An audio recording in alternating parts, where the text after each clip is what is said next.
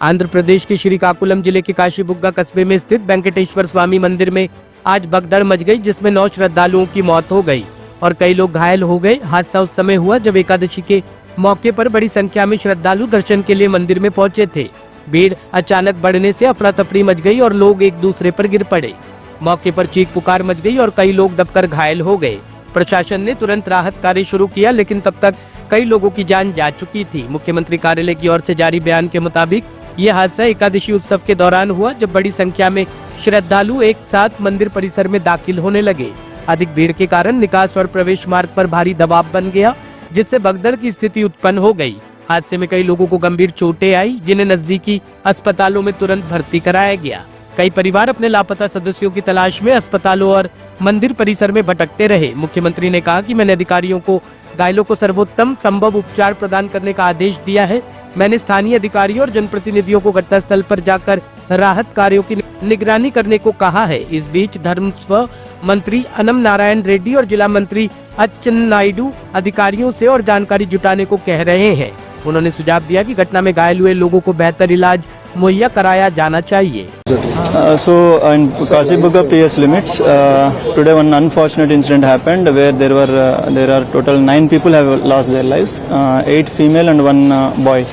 So the incident was due to there was a queue line where entry and exit was same queue line was used, and that iron grill which was there, it got collapsed, and the height of that steps was around 7 feet.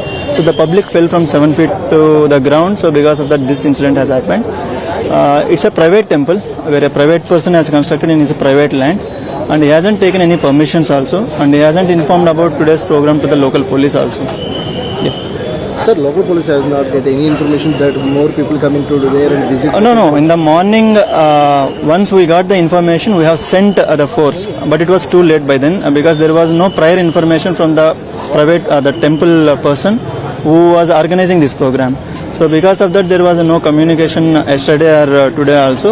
Once we got the information, we have sent it. Now the situation is totally peaceful and under control. Sir, approximately how many people were there? And it's around 3,000, around 3,000, 3,500. Now what about the treatment? How many are in? No, only 2 are in severe condition. All rest are fine. 9 people have died. Thank you so much. Thank you. राजधानी दिल्ली पिछले कई दिनों से खराब हवा से जूझ रही है। एयर क्वालिटी इंडेक्स का लगातार स्तर बढ़ता जा रहा है। पिछले 10 सालों में दिल्ली का प्रदूषण सबसे अधिक दर्ज किया गया है। इसी बीच आज 1 नवंबर से दिल्ली में कई वाहनों की एंट्री पर बैन लग जाएगा। सिर्फ BS6 मानक वाले कमर्शियल वाहन की दिल्ली में प्रवेश कर पाएंगे। यह आदेश वायु गुणवत्ता प्रबंधन आयोग और दिल्ली परिवहन विभाग के संयुक्त निर्देशों के बाद लिया गया है। बढ़ते प्रदूषण को नियंत्रित करने के लिए फैसला आवश्यक माना गया है। आयोग ने स्पष्ट किया है कि दिल्ली में अब सिर्फ BS6 या उससे ऊपर के मानक वाले वाहन ही चल सकेंगे। उदाहरण के लिए BS4 या BS3 मानक वाले अन्य राज्यों में रजिस्टर्ड कमर्शियल वाहन पर पूरी तरह से प्रतिबंध रहेगा। राज्य सरकार ने ट्रांसपोर्ट इंडस्ट्री को जरूर कुछ राहत दी है। आयोग ने कहा है कि BS4 इंजन वाले कमर्शियल वाहन 31 अक्टूबर 2026 तक अस्थायी तौर पर चल पाएंगे। CAQM ने यह भी स्पष्ट किया कि कुछ वाहनों को छूट दी जाएगी। उदाहरण के लिए दिल्ली में रजिस्टर्ड BS6 अनुपालक पेट्रोल या डीजल वाहन, BS4 CNG या इलेक्ट्रिक कमर्शियल वाहन एंट्री पा सकेंगे। सरकार के आदेश के अनुसार ऐसे वाहनों को न केवल दिल्ली में एंट्री की अनुमति होगी, बल्कि उन्हें प्राथमिकता भी दी जाएगी, ताकि लोग स्वच्छ ईंधन वाले विकल्पों की ओर बढ़ सके। BS3, BS2, BS1 ये गाड़ियां दिल्ली में प्रवेश नहीं करेंगी। इन गाड़ियों के लिए डीजल की गाड़ी है, अदर स्टेट की गाड़ी, वो रिटर्न करेंगे उस गाड़ी को, यू टर्न करवा देंगे यहाँ से।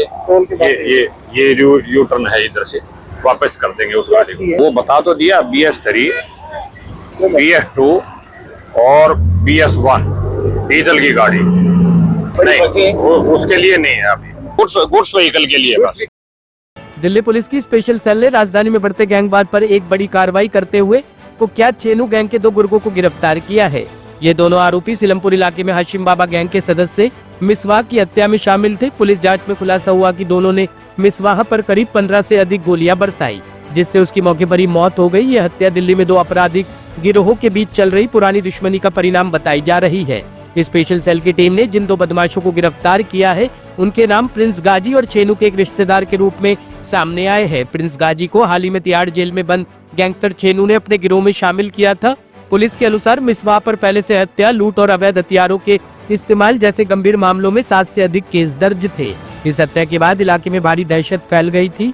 उधर इस वारदात में शामिल एक अन्य आरोपी अब्दुल्ला को उत्तर पूर्वी दिल्ली पुलिस ने गिरफ्तार किया है। अब्दुल्ला भी छेनू गैंग का सदस्य और रिश्तेदार बताया जा रहा है। उसके खिलाफ भी कई आपराधिक मुकदमे दर्ज है। पुलिस ने बताया कि अब्दुल्ला और प्रिंस गाजी ने मिलकर हत्या की साजिश रची और वारदात को अंजाम दिया। जांच में सामने आया कि इस हत्याकांड की योजना छेनू के भाई रिजवान ने बनाई थी, जो गैंग का मुख्य ऑपरेटर माना जाता है। हत्या के बाद रिजवान फरार हो गया है और पुलिस उसकी तलाश में लगातार छापेमारी कर रही है। घटनास्थल से कई खाली कारतूस बरामद किए गए हैं और सीसीटीवी फुटेज के माध्यम से वारदात के हर पहलू की जांच की जा रही है। ब्यूरो रिपोर्ट, टीम तफ्तीश न्यूज।